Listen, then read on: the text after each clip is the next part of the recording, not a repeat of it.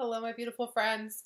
So we are here getting ready to dive deep into eclipse season. I wanted to give you some additional messages for that, just so everyone knows in case you're not hip to the sky quite yet.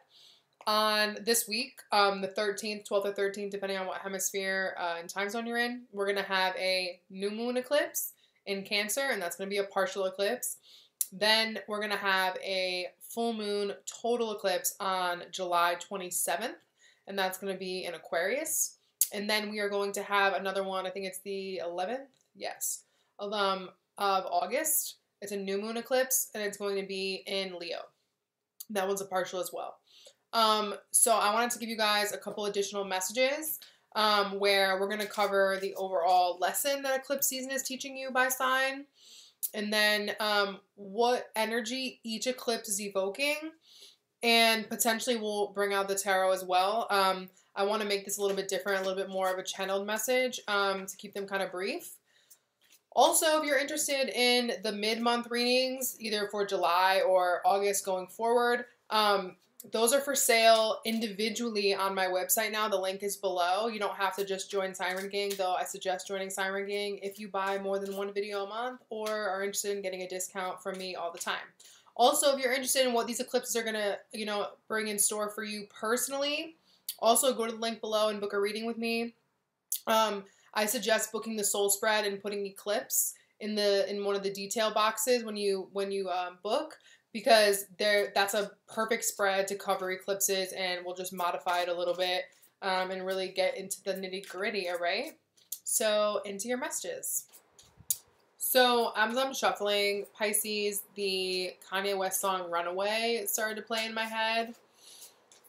And I feel that you're having to face the things that you have run away from, or the things that you want to run away from, that you've tried to run away from. And you realize that no matter what you do, you're going to have to face it one day. You're going to have to face it someday. And that could be yourself. That could be your shortcomings or what you perceive as shortcomings. Or just things. I'm feeling more than anything, it could be conversations that you've not wanted to fully invest in. Because overall, what you've been trying to run from is facets of yourself. But how those facets of yourself manifest in these situations can be different. It could be by, like, someone keeps bringing up to you, like, what do you think about this? What do you think about this? What do you think about this? Or what are you going to do about this? And you don't want to answer. But the reason you don't want to answer is because you don't want to face that portion of yourself. And I feel it's been very tiring, okay, especially in the jaw. So I feel like you're sick of talking. But there's something that you're not facing. Like, I feel like there's something that you need to literally face it. Look at it. Look it in the face. And doesn't have to be something physical. It could be something, non-physical, but I am feeling it, like, literally in my face. The lesson for this eclipse season is peace. I am a being of love, and I release all negative energy. On the bottom of the deck, we have imagination. I embrace and nourish the creative aspect of my mind. So I feel it's important to come to peace in, like, a state of, like,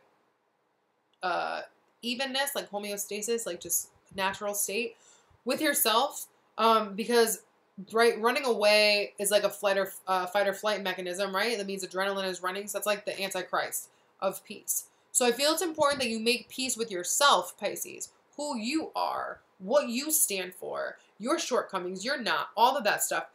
And you don't have to run from your imagination. You don't have to run from the parts of yourself that are so out of this world, that don't make any sense. But you have to make peace with them, because without making peace with them, they have become your enemy, right? Because what we don't own turns into our shadow, and then our shadow wants attention, and it does anything, like a little screaming toddler. It'll do anything to get our attention, okay? Get that blue light out of here. It'll do anything to get our attention.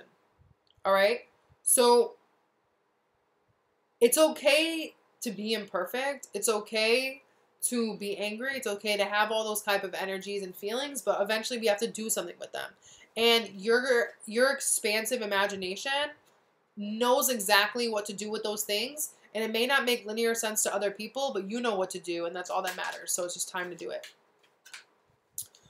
What energy is Pisces being asked to release at the new moon in Cancer? It's been a popular one, these readings. Magician in the Mirror. And on the bottom, we have appreciation. So I feel, again, you've been avoiding your reflection. I feel you've been avoiding your power, avoiding appreciating your power. At the same time, you may have been like overindulging or over appreciating different parts of yourself, more vain parts of yourself, like more obvious, if you will. We'll say that, more obvious. But I feel it's really, really important to go back to, embracing all aspects of yourself. Okay, he has fire and he has ice in his hands. So it's okay to be hot and cold, right? But when we fuse them together, we create a whole new substance, right? Ice and fire is going to create water. And water is fluid. And water is what you're made out of. So when you're really, really hot and then you're really, really cold, you're throwing your body into like really, really high extremes, right? When water wants to flow, water wants to take the shape of the vessel it's put in, not throw their molecules into an insane like cartwheel. So appreciate who you are. You are who you are because that's how you were born. And you wouldn't have been born in this sign, in this body, in this manifestation if it wasn't to be appreciated. So there's really nothing left to decide. Whatever road you take is the road that's best for you. And even if it doesn't seem like it's best from you 6 months from now, you will have the newfound understanding of who you really are so you can go forward and not make that mistake again. And it would only be a mistake because you now have that other foresight that tells you what is better for you. Okay? What is the dominant energy at the full moon in Aquarius? Oh, another popular one. The thinking man and a woman holding a coin. So, again, I feel this is speaking to the dual nature of things, right? Feminine energy is receptive. Masculine energy is active. But these energies are kind of in opposite roles being presented together like this, okay? Because this is saying that when it comes to externalized energy, when it comes to active energy and what you want to physically do with yourself in your life, you've just kind of been in a contemplative mode. And you're looking at where you can magnify your skills and magnify your actions because he's looking into a crystal quartz. So which direction are you going to take? You've been contemplating that, especially when it comes to your ability to earn money, your ability to draw finances into. You may be thinking about getting a third job, second job, or having multiple income streams. I feel that's a message for some of you as well. But she looks very stuffy, okay? She's got a lot of garb on. She's like very poised.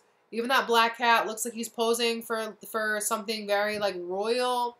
So you may be thinking about how to take your more financial side into the next level, how to like bring a new layer of fanfare to your life. I don't know where I got the word fanfare. And then I cut the deck and we got Magician in the Mirror again. So I feel that you're preparing to embody a new aspect of your energy. Okay?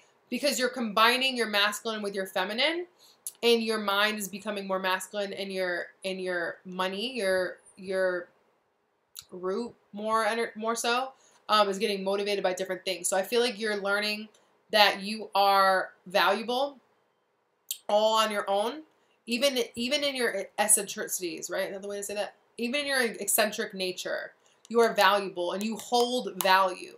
Regardless of what's in your wallet, who you are, the individualistic energy that you embody is valuable and to be valued. So it's important that you reflect on how you can find the value in that and what people or opportunities will really value who you truly are. And finally, the dominant energy coming in at the new moon eclipse in Leo that will radiate into the rest of August. Interesting.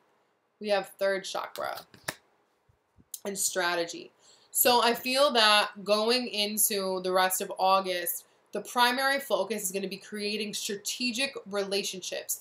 How you present yourself to people, the self-esteem you do or do not have when you meet others, or when you go after jobs, or when you go after just creating connection, I feel needs to be strategic. There's a compass on here, there's coins, and there's a seal. So there's something very official about the relationships that you're going to be making in August, especially the second half of August, okay? And it's important that you really, really stand tall in your energy and really, really feel confident in the way that you're moving. Because this also adds up to a 3. And 3 is not only about alignment with mind, body, and spirit, but also about creating community connections. Okay? And this is a 10. This is a new cycle. So if you're creating new business relationships, I feel this is more financial and physical than it is other types. It's important that you put your best foot forward, that you strategically present your, quote, best side, but also without shading or hiding other forms of yourself, and know that you have the plan all ready to go, okay? And then we have 7th chakra, because you're infinitely connected to source, and you know who you are in an omnipresent manner, and you don't need anybody to tell you what to do, okay? Because you're about to get this money.